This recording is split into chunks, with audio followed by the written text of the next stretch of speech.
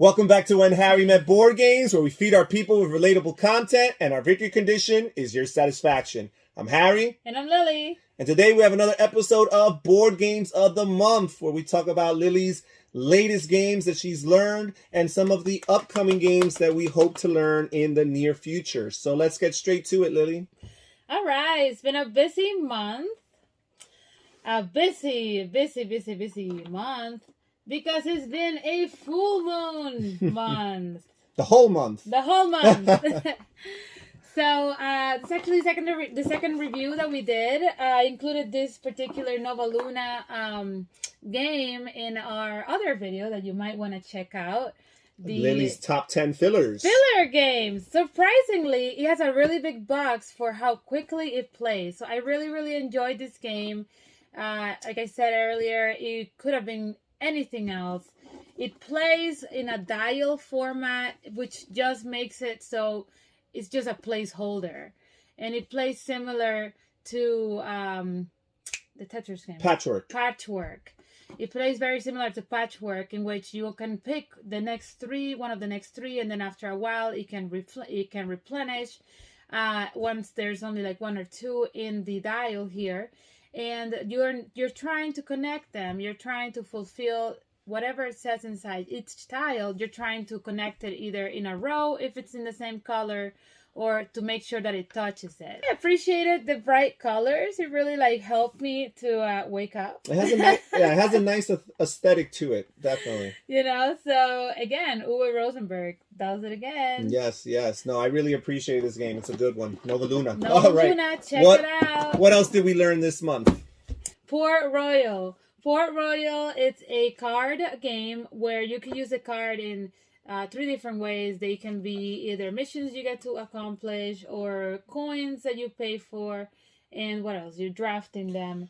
Well, it's a push your luck game where you are one by one. You're making a decision. Do I want to keep on drawing from the deck?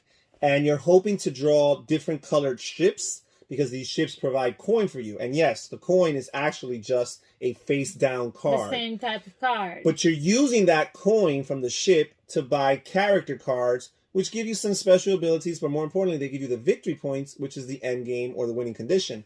But the thing about this game is, if you ever reveal a ship that you already have in the tableau of the same color, if it's of the same color, then you bust it and your turn is done. So unless you got swords. Yes, you could buy different captains and pirate characters that get swords for you, and if the ship is weaker than the amount of swords you have in your personal player area, then yes, you can deflect those ships, send them away, and you don't have to worry about them. But again, it's about pushing your luck, because you're incentivized to draw more ships, because the more ships there are in the harbor, as the game refers to it, the more ships there are when you choose to finally capitalize on them, the more of those ships you could select for their money. So sometimes you want to push your luck because you want to have 4 different colored ships or 5 different colored ships, so you could choose more. But again, you risk busting and having a turn that was really a non-turn. And as you're drawing cards, there are these little other cards that stay on the top with like a little bit of missions. You have to collect like a couple different symbols, and eventually you get to fulfill them. So it has a lot of different ways you could be scoring. But yeah, very much push your luck. Port Royal, another filler game. Check it out. All right. What's next? Next one up is another filler game, Mexica. Filler. Woo. Not quite a heavy box. All right, so not quite a filler game, but it is a nice game in its trilogy. The third one we've played Cusco, and we've played Tikal. And this one is not about building terrain tiles like the other ones are. And you're trying to surround X amount of spaces to then score those temples inside of them will be worth whatever spaces are inside. Like a 12 space one or a 13 space one could give you like a higher end temple than like a 6 space one. You're trying to found certain regions of specific sizes, and the game actually specifies the sizes you're aiming for. And you have to dig out the spaces around them in order to limit it to the particular amount of spaces. And once you do, if your tribal leader is in that location, you automatically can found that location, and you get a reward for founding it. And also, you want to build these temples, as Lily mentioned, that all have different values, and try to have the majority of the value in your temples in each of these regions. So, I mean, it's a different take on the other games. It has the same point system where you're awarded, I think it's 6 points per turn, and you can, what's it, 6 points? 6 action points. Yeah, 6 action points, and you can divide them whichever way. A pool of actions to choose from, yep. You don't throw festivals on this one. What you do is you can use your extra point to hoard future turns, or like to extend your turn. So you could like get tokens that will give you in a future turn 7 points instead of 6, or if you have multiple of them. Yeah, you could accumulate as many as you want and play as many as you want in your turn. So sometimes having a bad turn or a turn where you can't optimize all your actions, it's okay because you could save it for a future turn. You're just trying to win by either keeping a majority of temples, because there's not a majority of little meeples. It's just a majority of like temples, like the highest one, the ones that accrue, and it's a multiple temple. You're not building on the same one to the levels. You're like placing down a one tier, a 2 yes, tier, a temple. Tier. You have different temples of different sizes. You have level 1, 2, 3s, and 4s, and you have multiples of each. Obviously, the more valuable ones are harder to come by, but there's still multiples of those.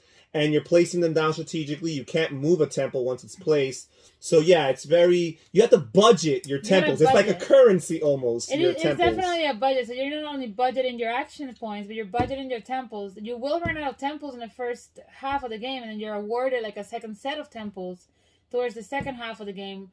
And you're trying to like, again, create, spaces, like little encircle spaces with water of like 12 spaces, 13 spaces, or whatever it is that the game is asking you to do. So it's a different take on it. I feel like all the other unused ideas, I imagine these great minds, they get together and they come up with like amazing ideas. They cannot all fit them in one game. I feel like this was like the leftover unused ideas from the other game into like its own game. Yeah. But I don't know what this whole thing here is going on, because like we're talking about water. You should have had like a boat or something telling you that you're building canals. And that's really about it. So Mexico, what an experience. Next one up is Shogun. Who would like to visit feudal day Japan with us? So Shogun is I know it's pretty intimidating, the size of it, the graphics, the map. You're trying to conquer territory in this one, and you're trying to avoid rebellion, because once you like take, taxes or get people to give you food, you have like a rebellious state because people don't like to get robbed. Yeah, you're basically upsetting the farmers who later on end up rebelling against you and attacking you. So on top of dealing with your opponents and their potential attacks, the farmers are also fighting back in this game. Well, I was a good landlord. It never got that bad because I kept my farmers at bay. But then the farmers won't help you if you're trying to like conquer adjacent territory and you've treated them poorly. Like, what comes around goes around. So, or what goes around comes around, definitely comes around, because you'll be on your own. So you're just there like you're hoping that the farmers will be on your side to try to expand your territory to adjacent places. You're also winning by the amount of territories that you have, and it's different. It's definitely a 2.5, 3 hour game. That's a very long game. A very long strategy, but very much immersed. I was surprised with the amount of how immersed I was, seeing that it was a 4-player game we were playing that time. Was it a 4 or 5 player? It was a 4-player game. A 4-player game we were playing. Or it might have been 5 actually. I think it might have been 5. It might have been 5. My niece Kaylin might have joined us. So before we go to the next game, let's take a little time to talk about 2 of the mechanisms in this game that kind of set it apart. Even though this game is a little bit old, it still stands out even in modern designs with these 2 mechanisms in particular. First of all, we have the cube tower, which has been utilized in other games afterward, but here it's used as a conflict resolution. It's used for attacking, right? So when you attack your opponents, your neighbors, instead of chucking dice or flipping cards, you're throwing cubes inside the tower.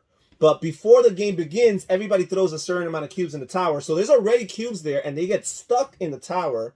So there is this randomness because the cubes you throw in are not necessarily the cubes that come out in the tray, right? As a matter of fact, you can throw in a bunch of your cubes, have none of them come out, and have some other colors that had nothing to do with that battle come out. What do you think about that mechanism? Well, that mechanism, if you're a good person and have been good to your farmers, when the farmer yellow thingies come out, will help you. If you are not a good person, then when they come out, like, they'll count against you, and then what you did put into the tower will not come out. It gets stuck. The silver lining there is that at the very least you could count on those same dice for like a future turn. You could kind of keep track of like those cubes. Those cubes. I mean, not the dice. Sorry, the cubes. You could count on the cubes that got stuck earlier for like a future turn. Sure. Yeah, you always could hope for that. Absolutely. So you could be like, all right, well, a lot of these things already came out. Mine have not, so I have a pretty good chance of winning like the next battle. It's probabilities, but it's also kind of like a memory game. Like, do I still have lots of cubes there? Does my opponent still have lots of cubes there? You have to factor all those things in. Which is crazy because this is a 2.5-hour game. So. You have this board, and it designates all the possible actions that you're going to take in a turn, and all the actions in each round are taken in a different order, and you don't even know the order they're going to take in because you randomly shuffle the 10 actions and you reveal half of them. So you could like map out 5 of the first 10 actions and kind of speculate as to what the next are, and based on that, you're all simultaneously, it's kind of like programming, you're simultaneously placing your cards down. But you can't take and you need to use a region card, because that region is going to trigger that particular action. It's going to determine whether you battle from there, or whether you reinforce troops there, or whether you're going to tax that place for food or for money. And you're doing all of this, and then as the actions get played out, you all simultaneously reveal. You don't know what your opponents are doing. So it's a really thoughtful process that when it does work out the way you plan, you feel really, really good about it. You feel smart about yourself. Yeah, and then when it doesn't, you feel very frustrated. Yeah. What do you think about that? I like that mechanism as well. I think there was another part of the mechanism in which we bid. Yes, that's all part of the simultaneous play. Yep. But I feel like we never really got into the whole bidding because I know everybody was broke and nobody had money to put down. Yeah, by the second round or so, people were just being stingy. Yeah, well, just either nothing or one. Yeah, you know. So, but I know that there was that too. So you can always play with that whole mechanism into getting yourself like one of the earlier turns in what's available by bidding a little bit more money up front. But I mean, I don't know how to describe it. This game, it just stands in and of it, like on its own. It's not really like anything we've ever played before. This is just full of surprises. For being a very long game, it is not repetitive. You always feel like a new thing. Oh yeah. It's constantly changing. You have to constantly adapt to try to continue expanding. It's a long game. You probably don't want to play this on feudal lord. Yeah, Shogun. you probably don't want to play this on a weeknight, but if you have the energy for it, you don't feel like it was a waste of your time. It was not. You're very much immersed. Awesome. All right, let's get to the next game. All right, so the next game is Oh My Goods. Okay. But Oh My Goods will fool you because it looks tiny. It looks like, I don't know, a box of like crayons. But no, it unpacks and it's like, woo! You know, and then you're there trying to, I don't know what I would compare it to. But it's an engine building game. You're basically dealing with lots of different buildings that produce different goods. And as you produce those goods, you place those cards. It's kind of like Port Royal in the sense that the cards themselves are your resources. You just use them face down. You place those cards on those buildings that had just finished producing. And each card that's on that building represents the resource that building produces, and all the buildings have different resources at different values. And whenever you want to use money, you just spend those cards and you factor in their values based on the building you're grabbing it from, and then you could use it to buy more buildings in the future. But it's interesting because you have this worker mechanism at the beginning of the round where you choose where to put your worker, and you either choose to do it efficiently or do it sloppy. And if you do it efficiently, you're going to be able to capitalize and produce 2 goods on that building. However, you're going to need all the available resources to at once to produce that product. But if you do it sloppily, you will only get one card that you produce on the building, but you'll be able to produce for one less resource card. Okay. So that's the decision you have to make at the beginning of the round. It's kind of a little bit of press your luck or push your luck, kind of like in Port Royal, because you're flipping the cards and you flip a certain amount. You're looking for like the little sunrise. The little sunrise symbols. Once two of them come out, you stop. Then you make your decision as to what buildings you want to produce in. Then you keep on flipping until two more of those sunrise symbols come. And you don't know. They might be the next two cards, or they might take a while. And you're hoping that more of the resources get flipped out in the market that you need to produce. But you could always contribute a card from your hand, or multiple cards from your hand, that match that resource if you're short. But you do need the cards in your hand, because the cards in your hand is how you end up building buildings. So Yes. if you don't have stuff in your hand, you're not going to be able to build, even if you do end up having money. Absolutely. So your hand, the cards in your hand are very much, you're trying to keep and trying to make like bigger, not like trying to get rid of them. But you are like, as Harry said, trying to press your luck and hoping. You have to make the decision ahead of time, hoping that the cards that you need will be available at the time when you actually will need them. So a lot of times we do end up doing things sloppy, because I'd rather make sure that I have guarantee, absolutely, a guarantee. What do you call it? One card, resource. One resource, yep. Versus like find myself short of one resource, like later on in the game, later on in that same turn. And then not be able to do that at all, because it does have like 8 turns, wasn't it? 8 turns? Oh no! Once a player has activated or built 8 buildings, that triggers the end game, where each player will have one more turn. We'll finish one more round. But typically, at every turn, you're trying to build a building. So at some hopefully, like that is the goal. There are some other aspects of the game where the same cards, you have like future helpers that make you be even more. Make you produce more cards, more, what is the word? More efficient. Yeah, basically these workers, they're not as, they're called assistants, I believe. Assistants. They're not as valuable as your worker, because they'll only produce one resource in each of their buildings, but at least you'll be able to trigger multiple buildings in one turn when you have your assistants. So you'll have a higher chance of winning. But we never ended up using, I think that towards the second to last turn, I may have finally got enough to like buy an assistant to help speed up the process. But most of the time you're just like having to make those tough decisions, and you're trying to combine the cards that you're building to complement each other. I mean, I was caught off so much by off guard because of this game. I really, like, sometimes I sit down and it's like, we're going to play Nova Luna. It's going to be like a heavy game. And it's like, woof, what happened with that? It was like a filler game. It's like, we're going to play this. This is going to be a filler game. And you're like, my gosh, what just happened, right? My goodness. Oh my goodness, what just happened? They really unpacked it. And they just brought their A game. Their A game on this little box, I gotta say. The next and last one that we've played that I was very much looking forward to and extremely disappointed about was Mundos Novos. Essentially, my began and ended on the cover here, because I really did not like that.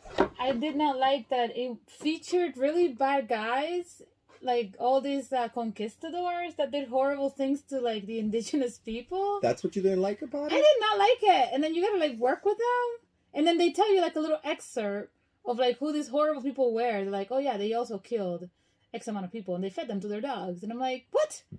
I don't want to be them. It says that on the cards? It says that on the rule book.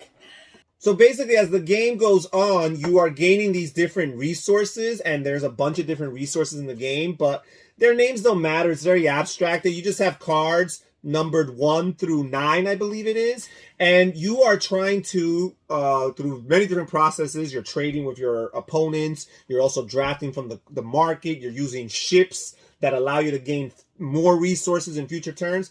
Then at the end of the round, you can make 3 potential sells. You can sell cards of the same type for money, for doubloons, that's the currency in this game, and the more cards of that type, the more multiples of that card, the more doubloons you can get. You can also sell a bunch of the ink and gold ones, or the ink and treasure ones, which are the wild cards. You can sell them for doubloons as well, and again, the more you sell, the more money you make. Or you can sell cards of different numerical values. And the more values you have represented, one of each in there, the higher you can draft cards from this lineup. There's a lineup of cards that are kind of like helpful cards that allow you to trigger special abilities, or maybe there's special ships or what have you, or the special characters that you mentioned that this game has. You can draft them, but they're all like in an ascending row, and you can only get to those higher levels if you actually make those sales with additional cards. What's interesting is at the end of the round, you can only keep the cards that you actually like use for those sales. Anything else that you did not use, you have to discard. But the end game condition, or one of the end game conditions, is to be able to get one of each of the different 9 types. And the 10 being the ink and gold. Yes. Or if you're the first player to get to like 75 doubloon. What I found anticlimactic about the game is, at least in 2 players, and this is where I think this game plays from 2 to 6. This is where I think the game can be more interesting with multiple player counts.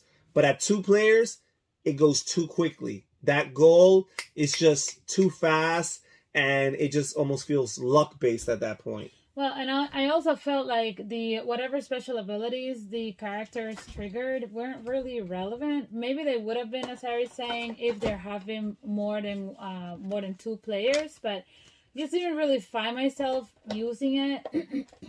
You know, it was like stuff to do with like ships, you know. I don't know, it just was not relevant to getting the doubloons and winning the game. Maybe like extending the game a little bit, but not the end goal. Yeah. But yeah, I just kind of got like a really bad taste in my mouth from the Conquistadors. Man, they were mean people. All right. Mundos novels. Well, that's all the games we learned this month. So how about, out of these games, we know it's not going to be Mundos Novos, but out of these 6 games, how about you pick 2 and tell us the 2 that impacted you and impressed you the most?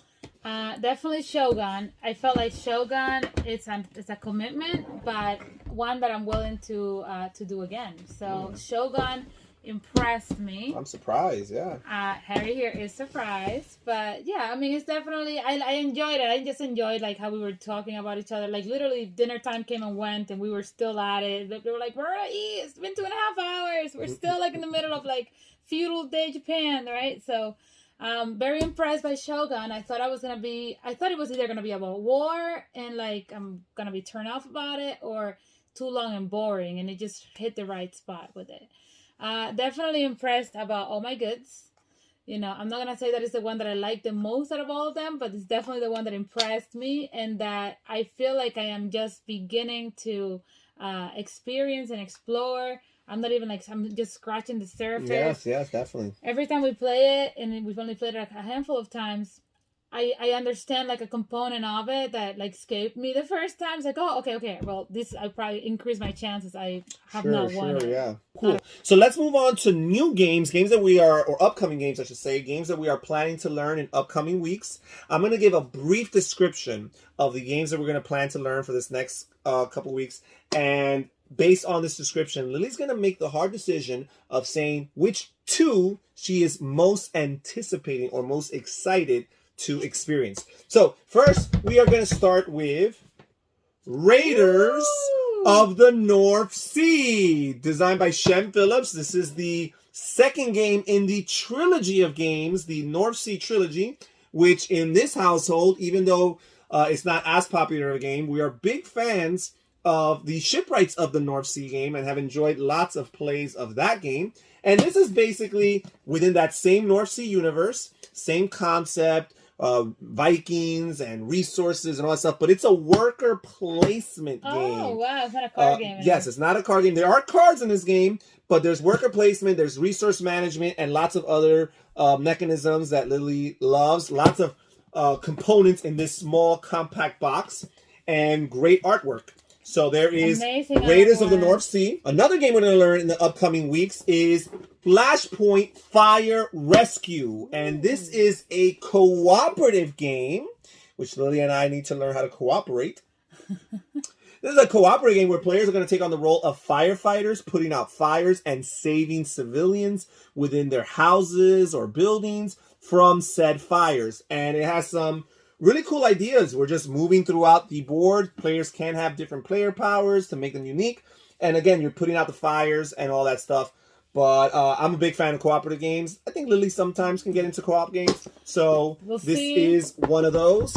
And then we have Second Chance, which is another flip and write, not a roll and write, from designer Uwe Rosenberg. Okay, all right. Where we have the Tetris-like shaped pieces, kind of like patchwork, and we're flipping cards, and the cards reveal different shapes, and then based on those shapes, we have to draw them in our pad, in our player pads. So again, polyomino Tetris-like idea. Uwe Rosenberg, flip and write, things that we have enjoyed in the past. Then here we have Blue Moon City. And this game here, I think, yeah, I know, look at Lily's face. This is a fantasy themed game, so I don't think Lily's not really into the fantasy themed stuff.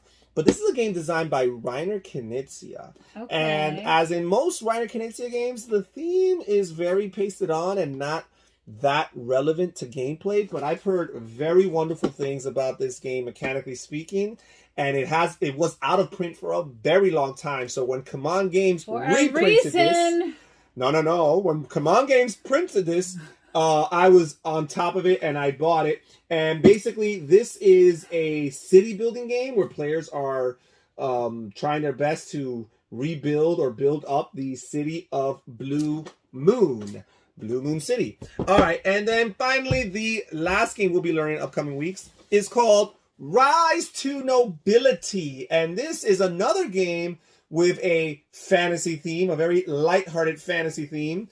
But this is a worker placement game. Okay. Where players are trying to basically recruit different people and families from all these different fantastical races and try to bring them over to their section of town and put them in their houses and hire them as their workers in their respective guilds. But the thing about this game is that the worker placement is dice placement. You're rolling dice and you're utilizing your dice as your workers to trigger specific actions. So there's that. Rise to Nobility. And that's it. So based on that, Lily, what 2 games out of these 5 are you most anticipating? Well, not surprisingly, Raiders of the North Sea, which since I saw the box a while back, is on our shelf of shame, still shrink wrapped, right? So since I saw the box, I was like, oh wow, look, another amazing game by the same designers. I thought it was another card game, but I just realized that it's an actual board. There's not a board involved. So I'm pretty excited to bring the same Thor-like raiders to shipwrights to become raiders. So I'm pretty excited as to what I love the art in this one. So and I thought the other game was very much streamlined. So I really look forward to learning that one. And I would say I'm down to this too. I mean, I'm between the cooperative games that I don't really like to cooperate here with Harry for like a lot of things. I do better in facing my opponents, you know, like in like this type of things. You know, I am a better opponent than I am a cooperative person. I mean, it's the truth. I shine. So I live with her, guys. Remember that. I live with her. I'm like, this kind of sounds to me like another version of Pandemic, only like inside a it's building. Pandemic-like, absolutely. You know, but I'm interested. I could see how this could be more immersed than, or just as immersed as Pandemic, where like new fire spots like develop and you gotta go over there and you gotta like count your pieces and work as a team. So that would be interesting. I think I'm just going to go with the second chance. I'm going to give this a second chance. Yeah, Raiders and the second chance. That's what I'm looking forward Keep me in your thoughts, guys. Keep me in your thoughts. Okay. Well, those are the games we'll be learning in the next couple weeks. We'll see next time how Lily actually thinks about these games. If any of them end up being surprises for her, like Oh My Goods and Shogun were. If any of them end up being disappointments for her, like Mundus Novus was. We'll see. Highly unlikely. Nothing will be a surprise in that whole area over here. But all right. I'm a good sport. Well, thank you so much for joining us here for another episode of Board Games of the Bride, Lily's top board games of the month. This is Harry. And Lily. Saying take care, everybody. Stay safe, stay healthy, and have fun gaming. Bye-bye. Bye-bye.